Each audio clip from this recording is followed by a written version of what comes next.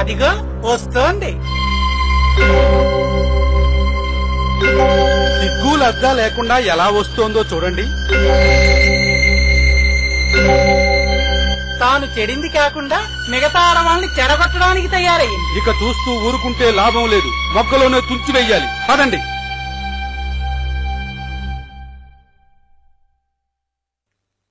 ఆగవే, ఆగు. ఎక్కడికి వెళ్తున్నావు? ఇంకెక్కడికి? స్త్రీ జనోద్ధరణ కోసం మొగుడు పెళ్ళాలిద్దరూ కలిసి పెట్టారుగా బడి, అక్కడికే అయ్యుంటుంది. ఏమే, అక్కడికేనా?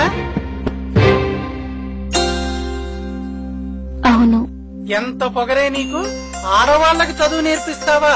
బతికి బట్ట కట్టాలనే. అదేం తప్పు పని కాదు కదయ్యా. తప్పున్నారా? వంటింట్లో పడి అంట్లు తోముకోవలసిన ఆడవాళ్ళకి అక్షరాలు నేర్పిస్తావా? ఎంత పాపం! స్త్రీ చదువుకోవడం పాపమా? అవును, మహాపాపం. తప్పండి. మీలాంటి విఘ్నులు అనాల్సిన మాట కాదు. ఓహో, మా విజ్ఞతనే వేలెత్తి చూపేంత గొప్పదానివయ్యావా? అయ్యా, నేనేం గొప్పదాన్ని కాదు, సామాన్య స్త్రీని. మీరంతా పెద్దలు, వేదాలు చదువుకున్న విజ్ఞానవంతులు.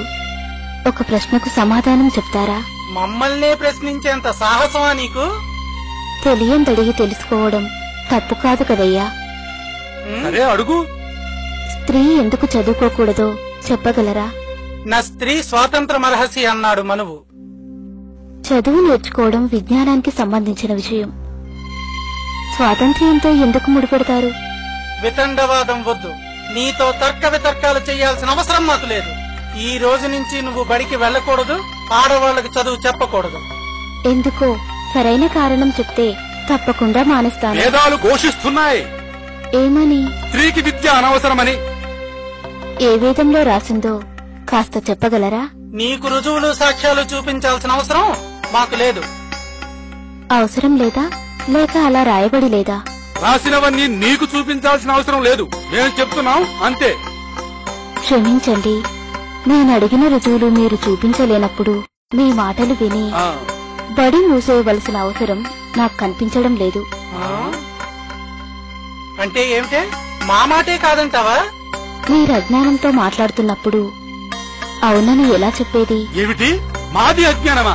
తిన్నారటయ్యా, ఎంత బరి తెగించి మాట్లాడుతోందో. ఇదిగో, ఇంత పొగరు పనికిరాదు నీకు. అర్థం లేని మూఢాచారాలతో స్త్రీ స్వేచ్ఛని హరించడం మాత్రం మంచి పనా? అంటే అంటే ఏమిటే నీ ఉద్దేశం? నీలాగే మా ఆడవాళ్లకు కూడా స్వేచ్ఛనిచ్చి ఊరి మీద కుదిరేయమనే? విన్నారటయ్యా దీని ప్రాలాపనలు. దీని మాటలు వింటే మీ ఆడవాళ్లు మీతో సంసారాలు చేస్తారా? దీనిలాగే బరి తెగించి తిరగరు. దీన్నిలాగే వదిలేస్తే మొత్తం స్త్రీ జాతిని నాశనం చేస్తుంది. నీ జన్మ తగలడా?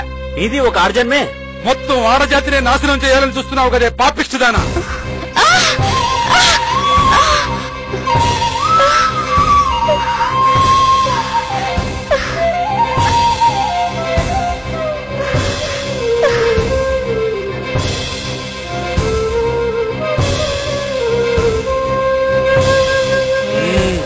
ఇదే చెప్తున్నా విను.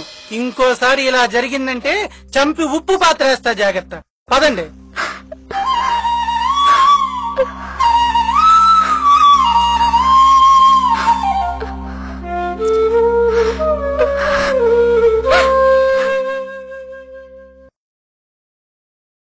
కలముని గట్టిగా వాడిన నేడు విత్తులో వృక్షాన్ని చూసిన దృష్టిని